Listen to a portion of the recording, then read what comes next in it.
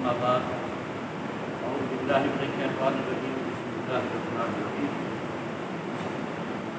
قال الله تعالى القرآن الكريم وكلام الكريم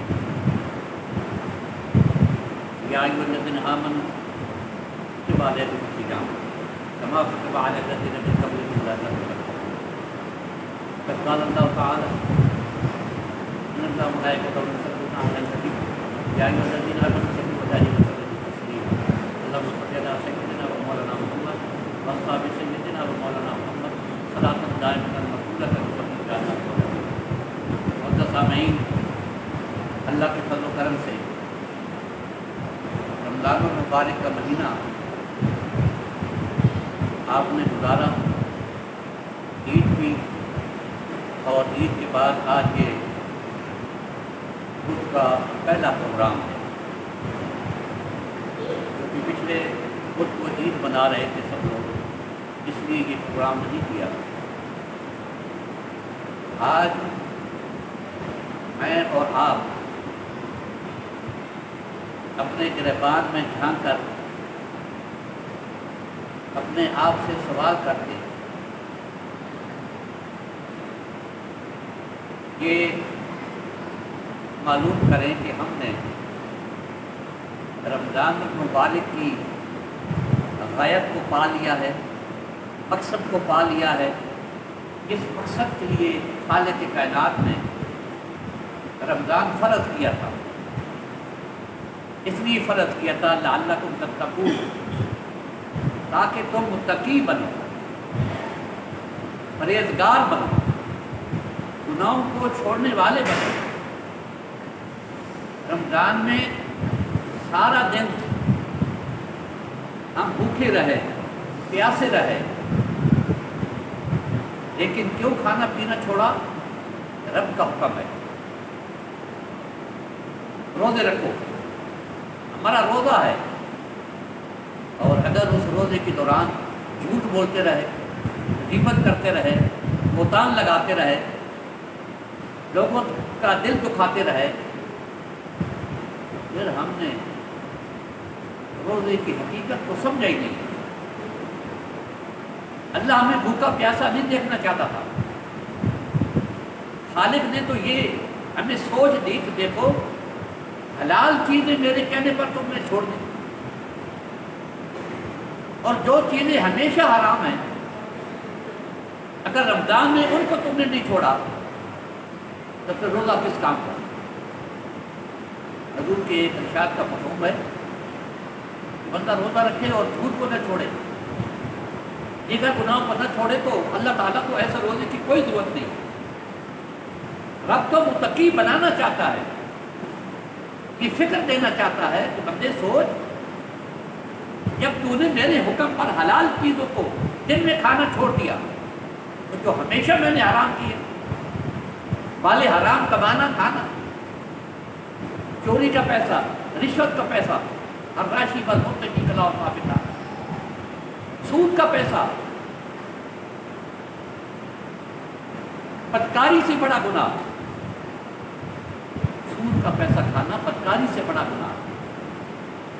اور مجھے کہنے دیجیے کہ ایک روایت میں ہے کہ ماں کے ساتھ بدکاری اس سے بھی بڑا گناہ۔ اللہ اکبر۔ پھر جو لوگ سود کھاتے ہیں وہ سوچیں کہ ہم کہاں کھڑے ہیں،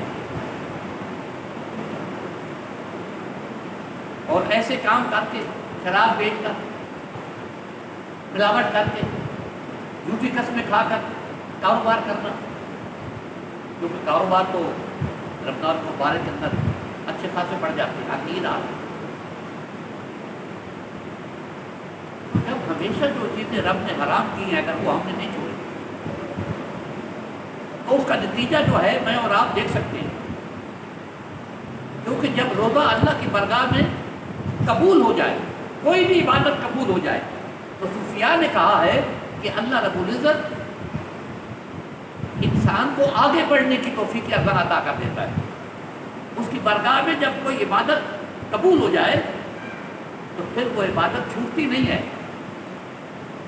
آپ عید کے بعد دیکھ لیں آپ کی جو حاضری ہے مساجد کے اندر پھر مڑ کے وہی یاد ہے جو رمضان کی شروع ہونے سے پہلے تھی. کیوں؟ کہ ہم نے روزے کی قبولیت والے کام نہیں کیے, ہم نے سارے گناہوں کو نہیں چھوڑا, احترام نہیں کیا ہم نے رمضان مبارک کا, اللہ کے احکام کو پس سے کچھ ڈالا. عزیزان گرامی, تقویٰ ایک اتنی بڑی نعمت ہے جس کو اللہ نے بالخصوص روزے کے ساتھ, روزے کی وجہ سے اس کا حصول آسان فرمایا ہے, کیونکہ گناہ کون کراتا ہے؟ شیطان, اللہ کا دشمن, میرا آپ کا دشمن,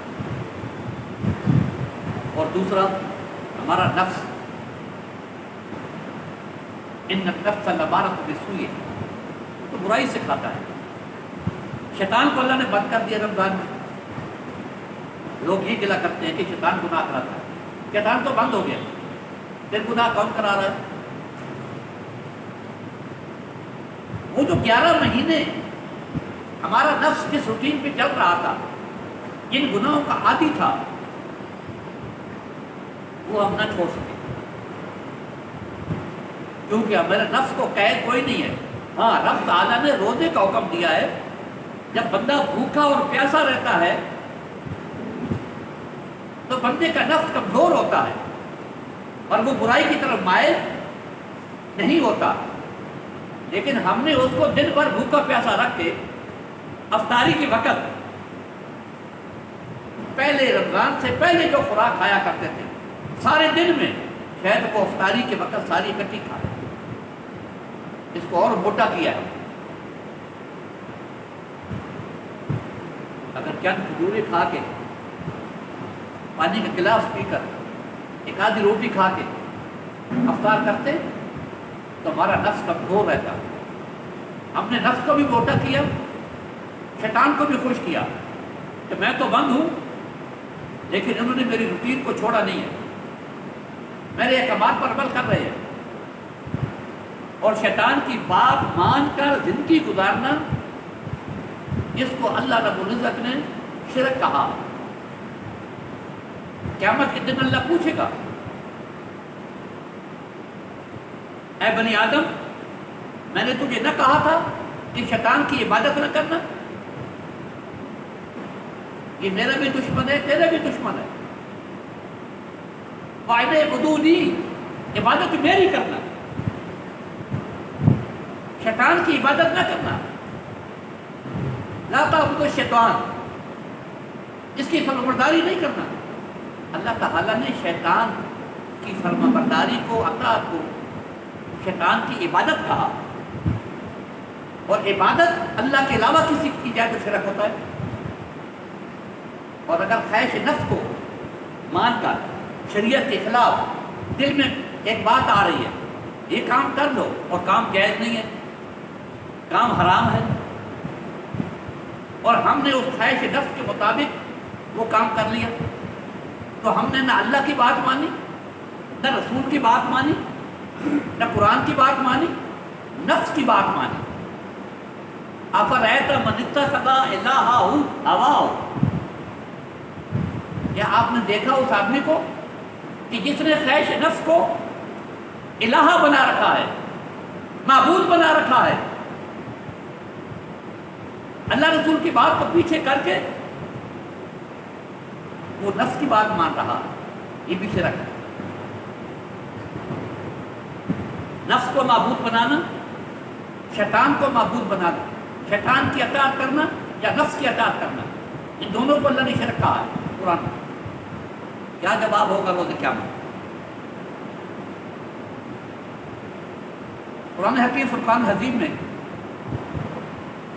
اللہ کا ارشاد ہے, الا ان اولیاء اللہ لا خوف علیہم ولا هم یحزنون الذین آمنوا وکانوا یتقون لهم البشری فی الحیاۃ الدنیا وفی الآخرۃ لا تبدیل لکلمات اللہ ذلک هو الفوز العظیم.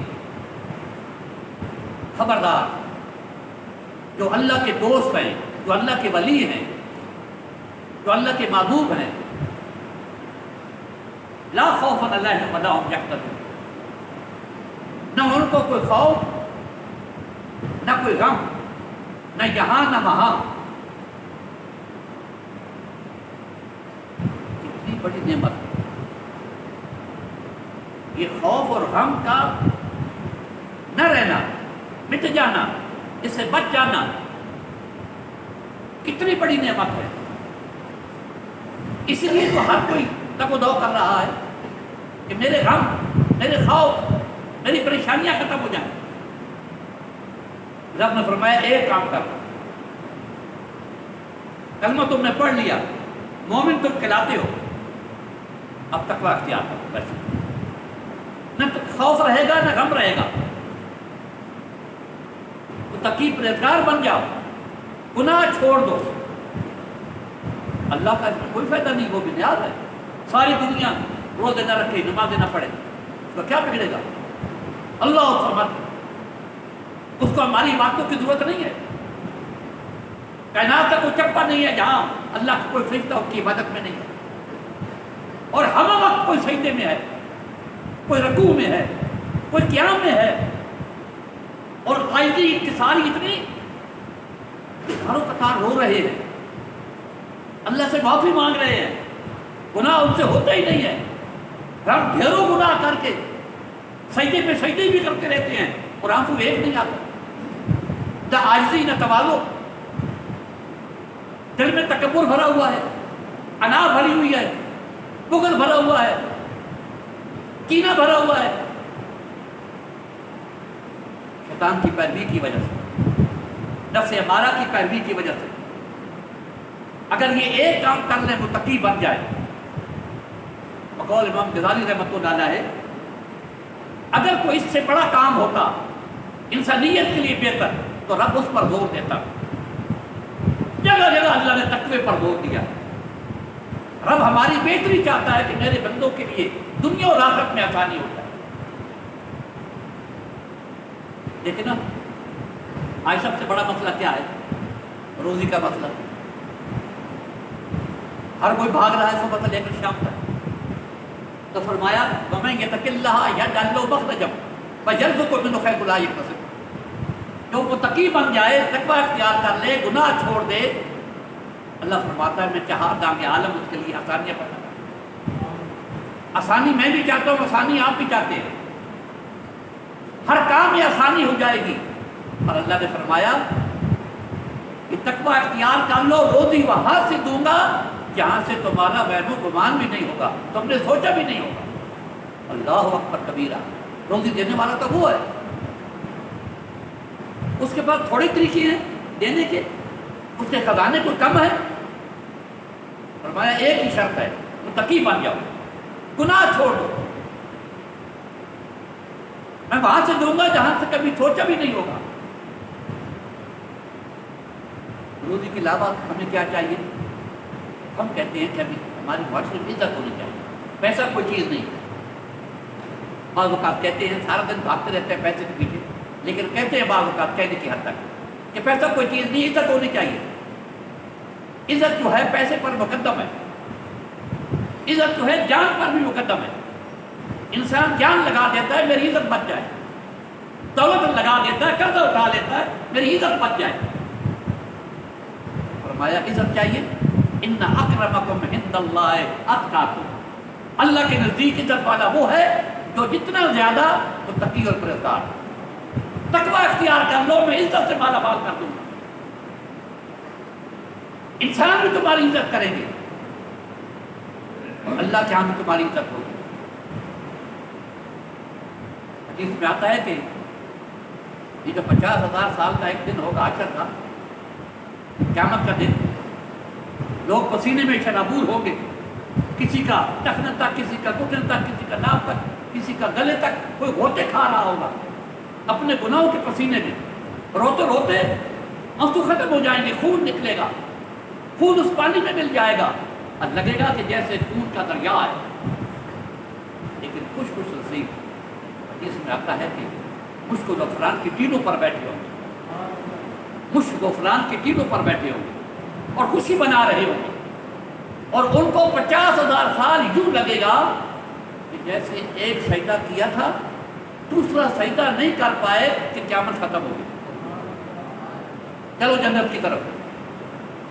یا رسول اللہ یہ خوش نصیب کون ہوں گے؟ فرمایا تم نے قرآن نہیں پڑھا؟ اللہ فرماتا ہے الا ان اولیاء اللہ لا خوف علیہم ولا هم یحزنون الذین آمنوا وکانوا یتقون۔ یہ اللہ کے دوست ہیں جنہوں نے دنیا میں تقوی اختیار کیا تھا، جنہوں نے گناہ چھوڑے تھے، جو متقی بن گئے تھے، اللہ نے ان کے خوف اور غم مٹا دیے تھے۔ تو یہاں بھی نہ ان پر نہ کوئی خوف ہے نہ کوئی غم ہے، دنیا خوف میں مبتلا ہے، پسینے میں شرابور ہے، اور یہ ہنس اور مسکرا رہے ہیں مشک و دخان کی چیزوں پر۔ بتائیے وہ تو ایک دن آنا ہے، ہم کتنا اس کو نظر انداز کرنے اور بلائیں، وہ آ کے رہے گا۔ اصل زندگی آخرت کی ہے، یہ تو سب کھیل ہے۔ وَمَا الْحَيَاةُ الدُّنْيَا إِلَّا مَتَاعُ الْغُرُورِ، یہ تو دھوکے کا سامان ہے، وہ دن آنے والا ہے۔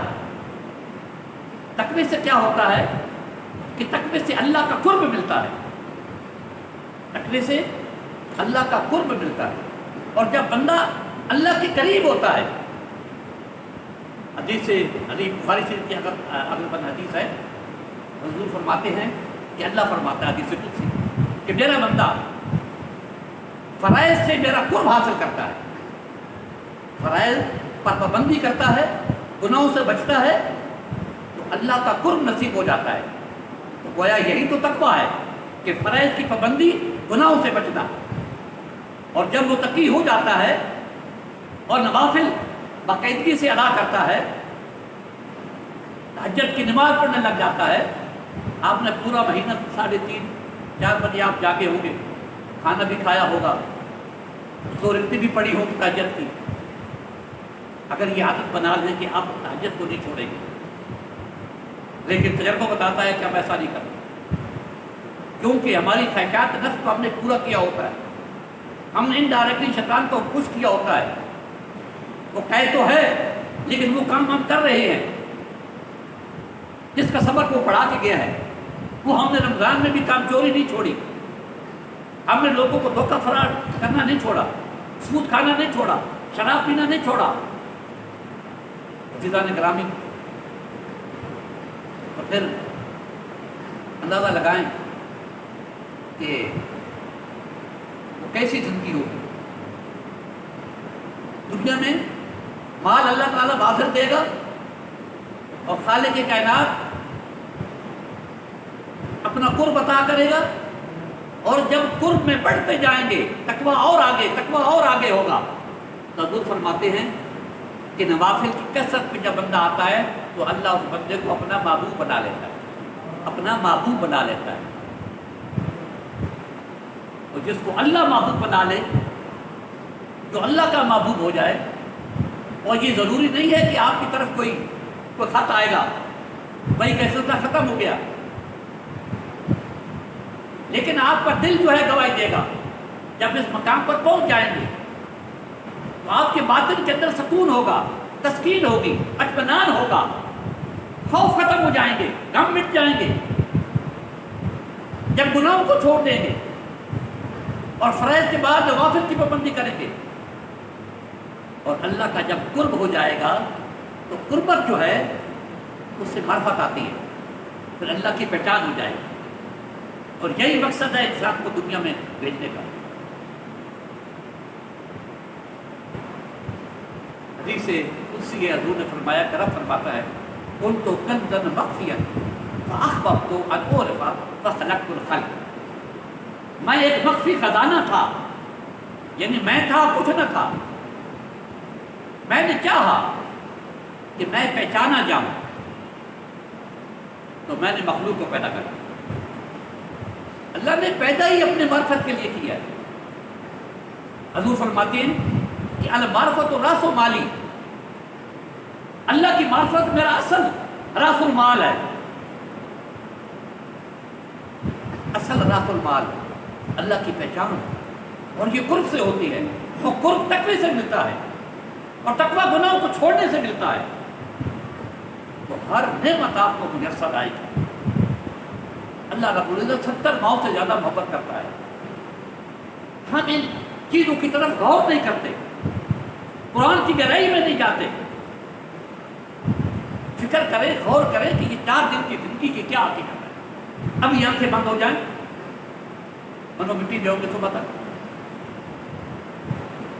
ایک بزرگ تھے نقشبندیہ سلسلے کے، ہر ایک کو کرنا چاہیے، لیکن وہ ہر وقت لا الہ الا اللہ، لا الہ الا اللہ، لا الہ الا اللہ، لا الہ الا اللہ پڑھتے رہتے۔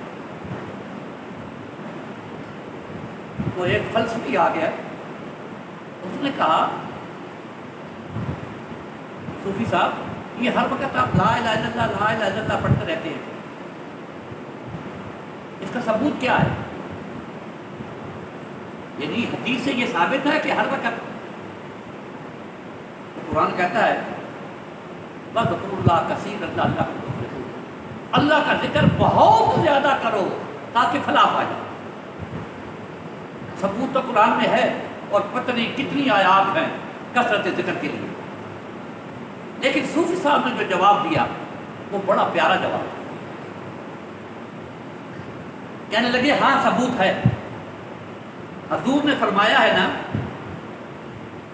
کہ جب کسی کی موت قریب آ جائے تو اہل خانہ کو چاہیے کہ وہاں قریب ہو کر دوست باپ جو بھی وہاں موجود ہوں کہ اونچا اونچا کلمہ پڑھیں۔